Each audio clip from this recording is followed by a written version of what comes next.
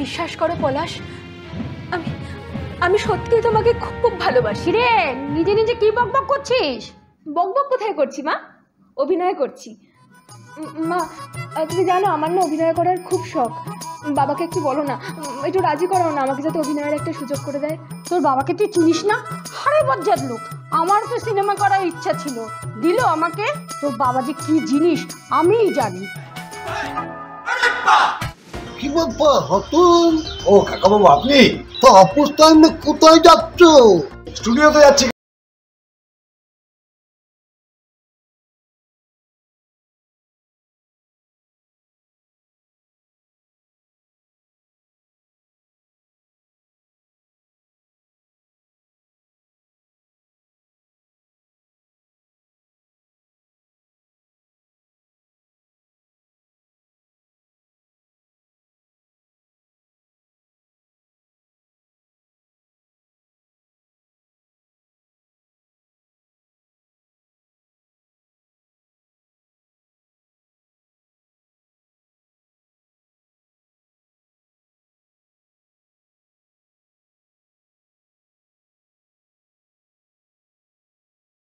আমাদেরকে একটু শুটিং দেখাও বাবা। আসুন না যে কোনো একদিন, স্টুডিওতেই তো থাকি। ঢুকতে দেবে তো?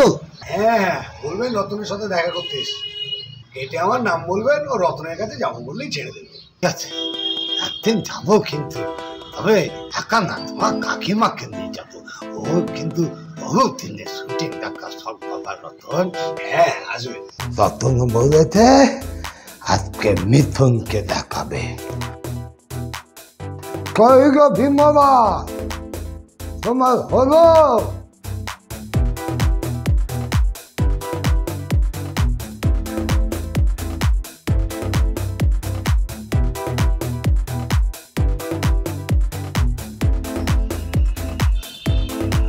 কোথায় যাবেন? রতনের কাছে। কোন রতন? ওই যে আপনাদের স্টুডিওতে শুটিং এ কাজ করে। এখানে তো শুটিং এ অনেক রতন আছে, প্রোডাকশনের আছে, এডিটিং এ আছে। কোন ডিপার্টমেন্ট বলুন? কোন ডিপার্টমেন্ট তো বলতে পারবো না, তবে শুনেছি মিঠুনের মুখে লাইট করে, ওর জন্যই নাকি মিঠুনের কালো মুখ ফর্সা লাগে। ও ইলেকট্রিশিয়ানের রতনের কথা বলছেন? ওর সেখানে কোনো শুটিং নেই? ওই যে বললো এখানেই আছি, মিঠুনের সাথে কাজ করছি। মিঠুন? মিঠুন 2 বছর এই স্টুডিওতে কোনো শুটিং করেনি। বাবা, এইভাবে খুব ঘোরায় বলুন তো? ব্যক্তিগত কোনো দরকার আছে? ওই বউকে সাথে নিয়ে এসেছিলাম, একটু শুটিং দেখাবো। শুটিং দেখবেন বলবেন তো? শুটিং দেখতে গেলে না কোনো রতন ফতনের দরকার হয় না, এই রতনই যথেষ্ট। যান, এই গেট দিয়ে ঢুকে যান।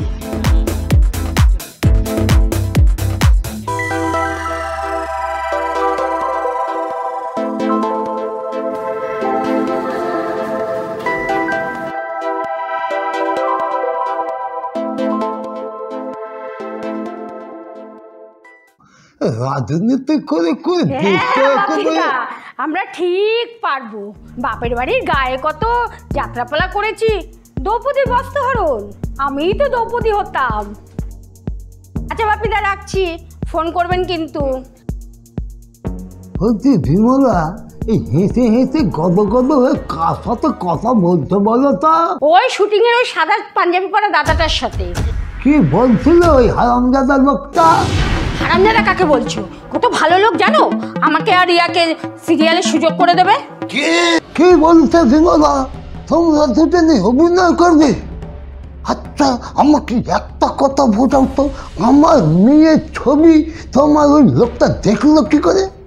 ও বুঝেছি, তার মানে ভেতরে ভেতরে মোবাইলে তোমরা ছবি চালাচালি করেছ, তাই তো?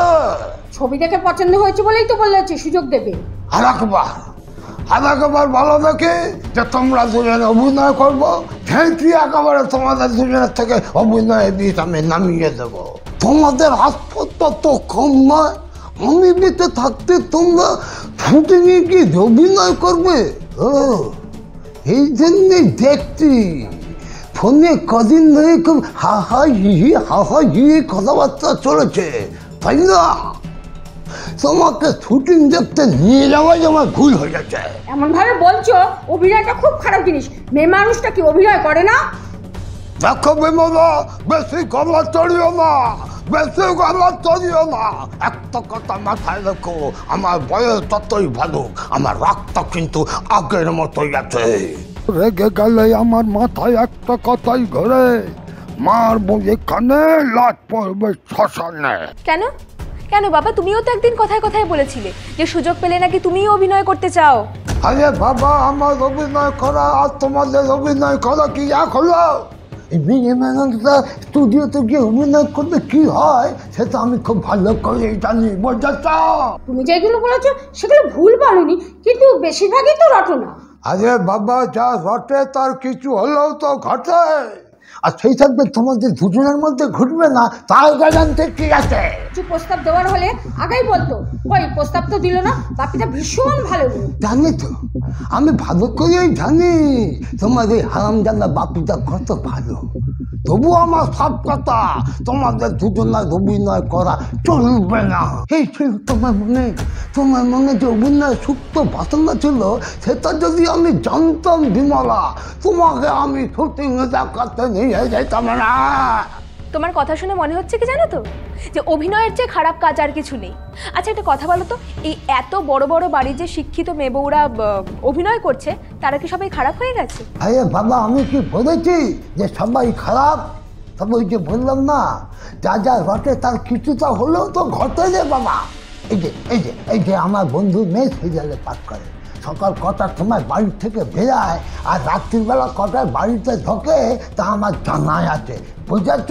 সিনেমার মেয়ে বউরা যদি এতই খারাপ হয়, তাহলে রতনের নাম করে তাহলে শুটিং দেখতে নিয়ে গেছিলে কেন? হ্যাঁ আরে বাবা, শুটিং দেখা সিনেমার নামা কি এক হলো? আমারটা ছিল কৌতূহল, আর তোমারটা তো ধলা না। তোমরা কেমন জাতের মানুষ জানো তো বাবা, তোমরা স্টুডিওর মেয়ে বউ খারাপ বলে নাক ছিটকবে, অথচ তাদের শুটিং দেখার জন্যই ওই স্টুডিওর গেটের ফাঁক দিয়ে উকি মারবে। বলছে চুরি করে তো অনেক লোক বড় লোক হয়েছে, তারপর যখন ধরা পড়েছে দল বেঁধে তো সবাই তাকে দেখতে এসেছে। তারপরে কি আমি চুরি করতে যাবো নাকি যে দল বেঁধে লোক আমাকে দেখতে আসো? সব জায়গায় সব উদাহরণ খাটে না বাবা। আর যদি তুমি চাইতে, আমরা কি তোমায় বাধা দিতাম, নাকি তুমি নিজে সেই কথাটা শুনতে? নাও দুজনের মুখে একই কথা, অভিনয় করবো। বলছি পুরুষ মানুষরা যা খুশি করতে পারে, বুঝলি? তা বলে মহিলারা সবসময় তা পারে না। ধরে ফেলেছি, এই বয়সে তোমাদের নায়িকা হওয়া সব দেখেছে না? আচ্ছা বিমলা, তুমি কি এই বয়সে হেমঙ্গ মালিনী হবে? তবু আমার সাপ কথা, সংসার ফেলে স্টুডিওতে অভিনয় করা চলবে না। আর আমার এই মেয়েটাকেও তুমি নষ্ট করবে না বলে দিলাম বিমলা। লোকে বলে অভিনয়ের সুযোগ পাওয়ার জন্য নাকি পায়ের চটি ক্ষয় হয়ে যায়, আর এদিকে বাপিদা আমাদের এত ভালো একটা সুযোগ দিল, আর আমরা সেটা করতে পারবো না। এই হারামজাদা বাপিদাকে যদি পেতাম না, জুতো পেতা করতাম। পরের বউকে থেকে ছুকছুকানি। আচ্ছা বিমলা, তুমি বলো, বাপিদার যদি অর্থনীতি দরদ ও তুই যদি ক্ষমতা, তাহলে নিজের বউকে নামাচ্ছে না কেন? হ্যাঁ, নিজের বউ ঘরের বউ, আর পরের বউ বুঝি বারোয়ারি, তাই না? আচ্ছা অযথা লোকটাকে দোষ দিচ্ছ কেন বলো তো? উনি কি যেচে আমাদের সুযোগ দিতে গেছে, নাকি আমরা চেয়েছি তাই দিয়েছে? সিনেমা লাইনে সুযোগ দেওয়া সুযোগ নেওয়া, এই যে কি সাংঘাতিক, সেটা আমার আর জানতে বাকি নেই। তোমার কি আমার প্রতি কোনো বিশ্বাস নেই? এই মন নিয়ে তুমি 30 বছর সংসার করলে? বিশ্বাস তো আছে, মনও আছে, কিন্তু আমি যখন বলেছি না, তার মানে হবে না। জেদ না ধরে একবার বিশ্বাস করে দেখোই না আমি অভিনয় করে পারি কিনা। বিয়ের পর থেকে 30 বছর ধরে তোমার অভিনয় তো দেখছে বিমলা, বাইরের লোককে দেখাতে যেও না।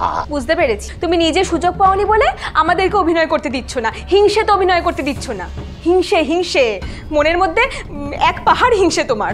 দেখো বিমলা, এত যুক্তি তর্কের আমি ধার ধারি না, বুঝেছ? আমি যখন বলেছি না তো না। আর তারপরেও যদি জেদ ধরে তোমরা অভিনয় করতে যাও না, তাহলে এ বাড়িতে এসো না, মেয়েকে নিয়ে তুমি বাপের বাড়ি চলে যাও। আমি ওই মেয়েকে তেজ্য কন্যা করবো, আর কথা দিলাম তোমাকে আমি পুরো দিবস দিয়ে দেবো।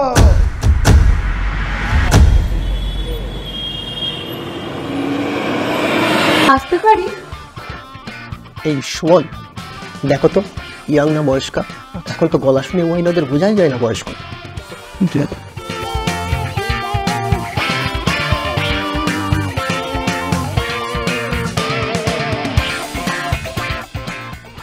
দাদা ইয়াং।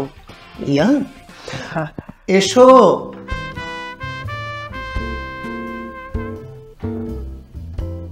সুমন, তুমি এখন এসো, তোমার সাথে ফোনে কথা বলে নেবো।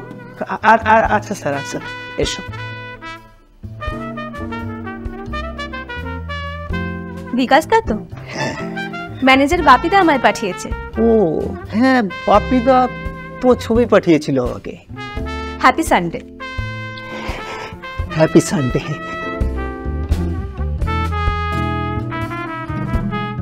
বসো বসো বসো বসো বসো। Thank you. আমি সুমনা কর্মকার। সুমন? অবাক হলে? না মানে এতক্ষণ যে ছেলেটি ছিল ওর নাম সুমন, আর তারপরেই ঠিক তুমি ঢুকলে তোমার নাম সুমনা। কি অদ্ভুত মিল না? আচ্ছা, বলছি ব্যস্ত নেই তো? আরে না না, কিসের ব্যস্ততা? ব্যস্ততার মধ্যেই তো কথা বলতে হবে না। এই দেখো না, কাগজ, স্ক্রিপ্ট, চ্যানেলের ফোন, প্রডিউসারের ফোন, হাজার ঝামেলার মধ্যে তোমাদের মতো সুন্দরীদের সাথে একটু কথা না বললে একঘেয়েমি কাটবে। সুন্দরী বলার জন্য থ্যাংক ইউ বিকাশদা। সুন্দরীকে তো সুন্দরী বলতেই হবে। হাতে সময় আছে তো? তোমার সঙ্গে দেখা করব বলেই তো এলাম।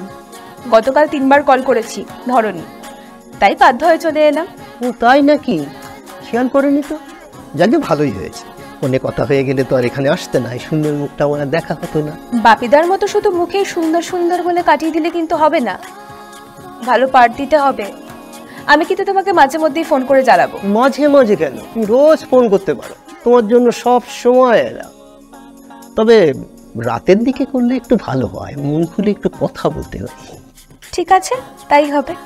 সারাদিনে কত কথা জমে থাকে, কাউকে শেয়ার করার সুযোগই পাই না। কেন, বিয়ে করনি? করেছি, তবে বৌদি বুঝি সময় দেয় না? দেয় না নয়, চাই না। আসলে কি জানো তো, ওই বউ হচ্ছে মেগা সিরিয়ালের মতন। প্রথম কয়েকটা দিন ভালো লাগে, তারপর সেই গতানুগতিক একঘেয়ে। তোমরা হলে হিট সিনেমার মতন, নাচ গান ফাইট মস্তি 2 ঘন্টা একেবারে জমজমা, কোনো বোরিং। তার মানে তুমি বলছো বউ হলে ডিউরেশন 8 ঘন্টা, ওই মেগা সিরিয়ালের মতো, আর বাইরের মেয়ে হলে ডিউরেশন 2 ঘন্টা, সিনেমার মতো। এই শোনো, তোমাকে একটা কাজের কথা বলছি। যদিও তোমার সাথে কথা বলে মনে হচ্ছে ঠিকই আছে, তবুও জানতে চাইছি, মানে ধরো তোমার সিনের প্রয়োজনে, মানে সুইমিং কস্টিউম, বেড সিনের, মানে তার চেয়ে একটু কোনো খোলামেলা, মানে সিনের প্রয়োজনে যদি প্রয়োজন হয়, কোনো অসুবিধা নেই। দেখো বিকাশদা, অ্যাক্টিং করতে এসে এটা করব না ওটা করব না এসব বললে তো হবে না। ডিরেক্টর বললে সবই করতে হবে। গুড, জেনে রাখলাম। আসলে আমাদের এখানকার বেশিরভাগ মেয়েরই সেই অ্যাটিটিউডই, কিন্তু হিরোইন সব। বম্বেতে দেখো, উর্ফি জাভেদ, করিনা কাপুর, দীপিকা পাডুকান, এরা সব ছবিতে সব চরিত্রে একদম স্বাচ্ছন্দ্য বোধ করে, যে কোনো পোশাক পরে নেয়। আর আমাদের এখানে তাই তো হওয়া উচিত। নাচতে নেমে ঘোমটা দেখিয়ে তো লাভ নেই। জলে নামবো অথচ চুল ভেজাবো না, তা হয় না। আমি তোমাকে খুব শিগগিরই ডাকবো, তোমার সাথে কথা বলে আমার খুব ভালো লেগেছে। আচ্ছা, আরেকটা কথা জানতে পারি? হ্যাঁ নিশ্চয়ই। আচ্ছা, পদ্মায় তো ঠিক আছে, পদ্মার বাইরে মানে বন্ধুত্বর ব্যাপারে কতটা স্বাচ্ছন্দ্য তুমি? দেখো বিকাশদা, কাজ করতে করতে ভালো ফ্রেন্ডশিপ হলে আড্ডা মারতে দোষ কি? ড্রিঙ্ক করো? ওই মাঝে সাঝে, খুবই রেয়ার। এসব জিজ্ঞাসা করছি বলে আবার তুমি খারাপ ভেবো না। না না, খারাপ ভাববো কেন? দেখো, আলাপ আলোচনা কথাবার্তার মাধ্যমেই তো বন্ধুত্ব হয়। আর তাছাড়া একটা কথা তো ঠিক, তুমি কিছু না পেলে কিছু দেবে কেন? আরে তুমি তোমার মনের কথাটাই বলে দাও। হ্যাঁ, এই তুমি আরেকটা নাম্বার নাও তো, ওটা আমার পার্সোনাল, আমি কাউকে দিই না, শুধু তোমাকে দিচ্ছি।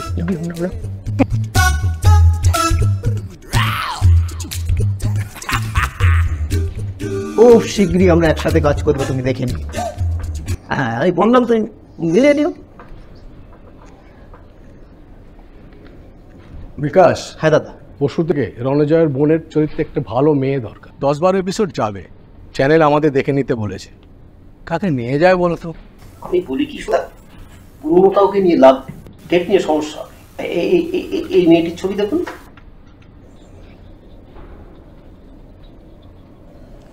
এই বেশ ঝকঝকে না? আরে এটা তো ওনার ছবি।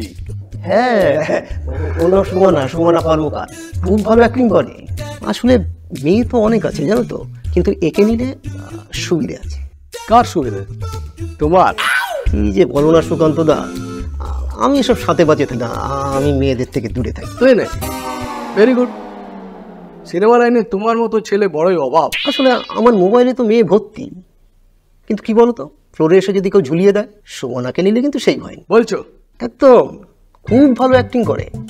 এত করে বলছো যখন, ঠিক আছে নেওয়া যেতেই পারে, কিন্তু টাকা পয়সার ব্যাপারে একটু বলে নিও। বাজেট তো তুমি জানো। সে আমি কথা বলে নেবো, ওটা নিয়ে তুমি ভেবো না দাদা। হ্যাঁ রাজু বলো। Light ready? আসছে। কি বলেছিলাম না খুব শিগগিরই ডাকবো? হয়ে গেল তো। রণজয়ের বোন মানে কিন্তু একটা ভাইটাল ক্যারেক্টার। পরশু থেকেই তোমার শুটিং শুরু। কথা দিয়েছিলাম, কথা কিন্তু রাখলাম। সবটাই হলো তোমার জন্য বিকাশ দা। আরে আমরা অ্যাসিস্ট্যান্ট ডিরেক্টররা সব পারি, কাউকে কাঠি দিয়ে যেমন বাদ দিতেও পারি, তেমনি ঢোকাতেও পারি। তবে হ্যাঁ, ওই টাকার কথাটা তোমাকে বলিনি, 1000 পাবে কিন্তু পার ডে। ওকে, নো প্রবলেম, তুমি যা ভালো বুঝেছো। দেখো আমি কিন্তু আমার কথা রেখেছি, আর তুমি তোমার কথা রাখবে তো? আমি তোমার জন্য গলা জল পর্যন্ত নামলাম, বুক জল পর্যন্ত নেব। নামবো রে বাবা, নামবো। সিনেমা লাইনে ঢোকার আগে আমার এক অভিনেত্রী দিদির সাথে আলাপ হয়েছিল।